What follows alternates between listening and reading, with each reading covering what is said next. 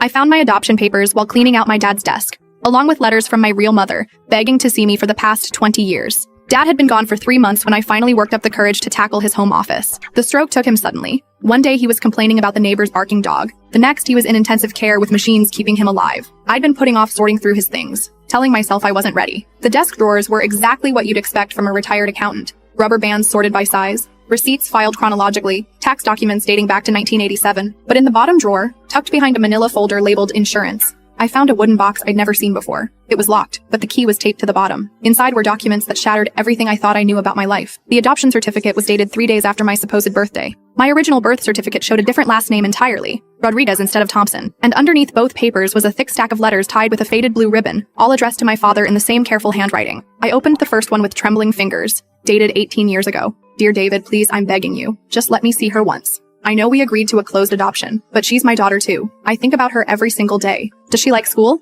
Is she happy? The signature at the bottom was Carmen Rodriguez, Alex's birth mother. I grabbed another letter from 10 years ago. Alex turned 13 last week. I drove by Jefferson Middle School hoping to catch a glimpse of her, but I chickened out. I bought her a birthday present anyway, a silver bracelet. It's sitting in my jewelry box with all the other gifts I'll never be able to give her. My hands shook as I read letter after letter. Carmen had been writing to Dad for decades, documenting every milestone she'd missed. She'd graduated from nursing school. She'd gotten married. She'd had another child, my half-brother Diego. She'd sent photos of herself over the years. She must be in high school now. Read one letter from 5 years ago. Does she like music? Does she know she has a half-brother who asks about his big sister every day? I've saved every penny to start a college fund for her. The letters became more desperate over time. Carmen had tried hiring lawyers, private investigators, even showing up at Dad's office. Each attempt was met with legal threats and restraining orders. I saw her at graduation yesterday. I stayed hidden in the parking lot, but I watched her throw her cap in the air. She's so beautiful, David. She has my mother's smile. I wanted to run to her, but I promised I'd respect your wishes. This is killing me. The letter stopped abruptly 2 years ago. I sat on Dad's office floor, surrounded by 20 years of secrets. Every time I'd asked about my birth parents growing up,